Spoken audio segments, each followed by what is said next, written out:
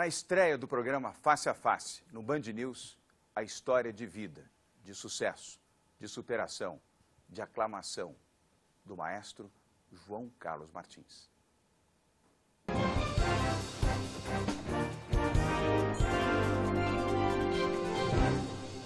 Ele foi pianista de carreira internacional, perdeu o movimento das duas mãos e se viu obrigado a abandonar o piano e mudar de rumo. Reagiu, investiu, se reinventou e se tornou maestro. O que pensa, o que motiva e o que se espera de João Carlos Martins. João Carlos, muito obrigado pela sua presença aqui no nosso programa. Estou muito feliz de abrir o Face a Face com você. Talvez você não se lembre. Mas nosso outro programa aqui, o Show Business, na Band, nós já temos aqui há 20 anos. Foi você que fez o primeiro programa. Eu estava num concerto no interior, eu parei num posto de gasolina para poder assistir o programa. Então, e voltamos 20 anos depois, agora na mesma Band, só que Band News, com o maestro João Carlos Martins. 75 anos de vida, quase 7 décadas na música. Como é que a música chegou ao seu coração e você, a paixão pela música, João Carlos? Começou, acho que através do meu pai. Meu pai queria ser pianista, mas ele perdeu uma parte da mão quando tinha 10 anos. Aí, aos 8 anos, eu comecei a estudar para realizar o meu sonho e o sonho dele, e parecia que eu levava jeito, porque 6 meses depois eu ganhei um concurso nacional de piano. E aí nunca mais parou? Até? Não, aí aos 13 anos eu iniciei minha carreira nacional, aos 18 a internacional, correndo o mundo inteiro com as maiores orquestras, até aos 26 anos, quando tive meu primeiro acidente. Como foi esse acidente, João?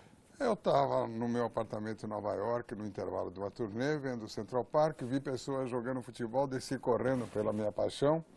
Qual surpresa? Brasileiros. Brasileiros do time que eu torço. Quando eu levanto a mão, só eu. O time dele é a Portuguesa de Esportes. É torcedor número 28. Tem 36 torcedores, ele é o número 28, da Lusa. Aí eu falei para o Morel, vou treinar junto com vocês. Numa queda, uma pedra rompeu o meu nervo ulnar, parecia que o meu sonho acabava ali.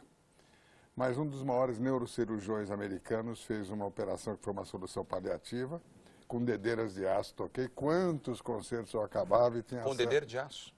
Quantos concertos eu acabava, inclusive em Berlim, e ficava sangue nas teclas.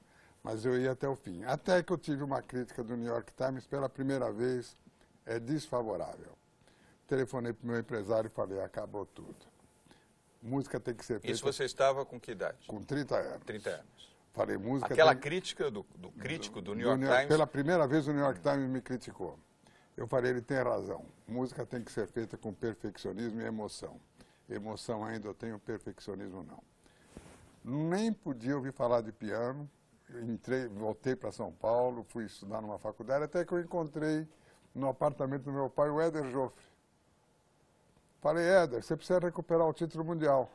Isso já o Éder Joffre, vereador? Não, ou ainda boxeador? Ele tinha perdido o título mundial, estava com 37 anos. Campeão mundial de peso pena, Éder Joffre. De peso pena. De peso galo ele era. Peso galo. Depois mas perdeu o título. Aí eu falei, Éder, você precisa recuperar o título e se você quiser eu patrocino a tua luta. Ele falou, já estou com 37 anos. Para fazer uma história longa, curta, no dia seguinte ele me telefona e fala, vou começar a treinar. 1 ano e meio depois, ele é campeão mundial. Quando eu vejo o juiz levantar a mão, eu falei, eu sou um covarde. Ele recuperou o título, eu não tentei o piano. E aí? Comprei um piano, comecei a estudar 10... Comprou um piano? Você não tinha piano? Não, eu nem podia ouvir falar de música. Nada, nem podia ouvir falar de piano. Aí comprei um piano, comecei a estudar. Isso é muito engraçado. Primeiro eu comprei um teclado mudo que fazia barulho como de datilografia. Sei. Mudo, mudo. Mudo, mas fazia um barulho enorme. Plim, plim, plim, plim. Um dia aparece o zelador, era um apartamento pequeno na Alameda Lorena, bateu na porta e falou, olha, os vizinhos estão reclamando do barulho. Aí eu comprei o piano mesmo. Você já reclamava? Uns 3 meses depois, o zelador bateu na porta novamente, eu falei, meu Deus, estão reclamando de novo? Não, estão adorando. Aí falaram, os vizinhos pediram para abrir a janela. Estão adorando. E logo em seguida, eu volto ao Carnegie Hall, e o meu empresário achou que era um tempo longo para voltar. Isso já com que idade, João? Com 37. 37. Volto ao Carnegie Hall, quando eu chego no Carnegie Hall para o concerto, o meu empresário não esperava isso, eu vejo uma muvuca, 2.800 pessoas na plateia, e pela primeira vez o Carnegie Hall teve que colocar 300 cadeiras no palco. E foi a noite da minha vida. Agora, essa tensão, essa mobilização, não é fácil encher o Carnegie Hall em Nova York. Não é fácil. Aliás, Ele se deu por qual razão? não, aliás, isso, desculpa até a vaidade, eu já fiz mais de quantas apresentações no Carnegie Hall e no Lincoln Center, nunca tive uma cadeira vazia. Extraordinário.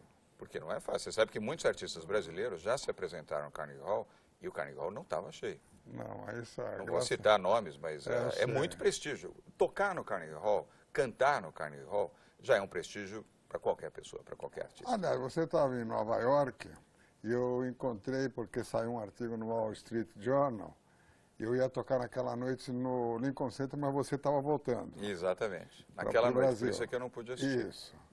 Eu não teve um concerto que eu dei, eu acho que uns 40 concertos entre Carnegie Hall e Lincoln Center, nunca Lotados. teve um concerto sem a placa sold out. Agora, como foi esse dia? Porque esse era o dia do desafio. Era o dia dele. Era a reentrada. A reentrada. Né? Era o desafio da superação.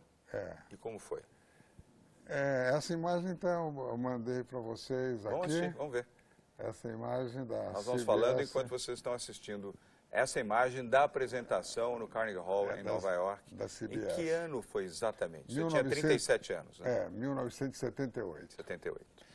Aí eu sou convidado para gravar a obra completa de Bach.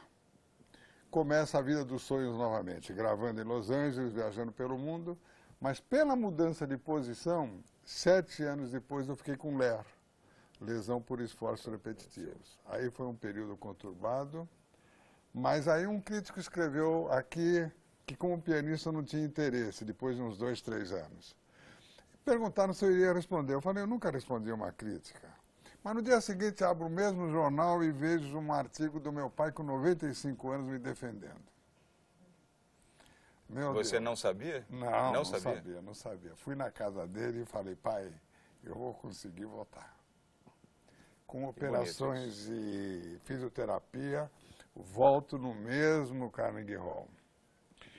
E aí acabei a gravação completa da obra de Bach, mas saindo de uma gravação, eu fui assaltado, uma lesão cerebral. Em Nova York? Não, em Sófia, na Bulgária. Em Sófia, na Bulgária. 8 meses no Jackson Memorial Hospital, nos Estados Unidos, em Miami, que tem o maior centro de reprogramação cerebral. E quando, depois de 3 meses já no tratamento, já estava fazendo umas 5 notas por segundo, chamei meus amigos no hospital para ver, quando olhei tinha um lágrima nos olhos. Mas 1 ano depois, lá estava eu fazendo as 21 notas por segundo numa escala.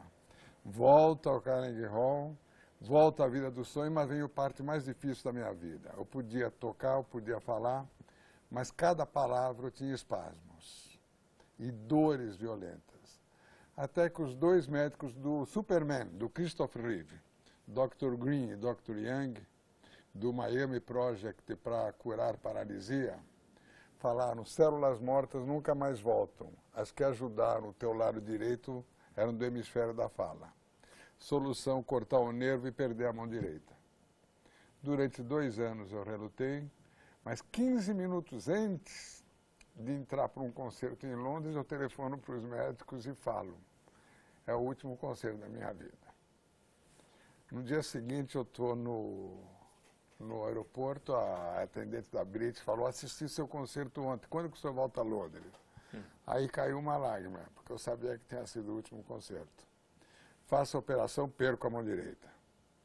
15 dias depois começa uma carreira com a mão esquerda.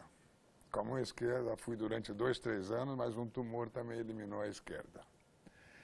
Foi quando eu tive um sonho com Eleazar de Carvalho, aos 64 anos, que falou, João, vai estudar regência.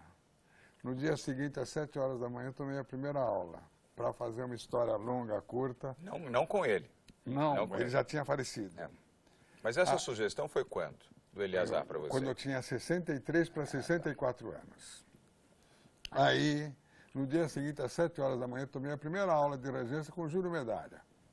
Meu amigo. Para fazer uma história longa curta, em 11 anos, quase 1.400 concertos, já atingindo 11 milhões de pessoas ao vivo, não só em grandes teatros do mundo, em todos os grandes teatros brasileiros, mas nas periferias das periferias, em presídios, na Fundação Casa. E você, regendo, é importante para que você saiba quem ele rege nessa orquestra. Quem são os músicos que você rege? Eu tenho, são a Baquiana Filarmônica SESI São Paulo. A Baquiana Filarmônica tem 35 músicos profissionais e os 35 melhores alunos deles.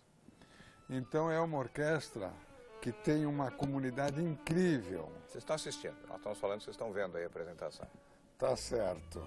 E aí, essa Baquiana, eu sempre digo aquela frase do Kennedy, não é o que o país pode fazer por você, é o que você pode fazer pelo país. Não se compara o orçamento da Baquiana com o Moseste, com a Municipal, mas nós somos a orquestra que já chegamos em cidades onde só o circo chegou até hoje.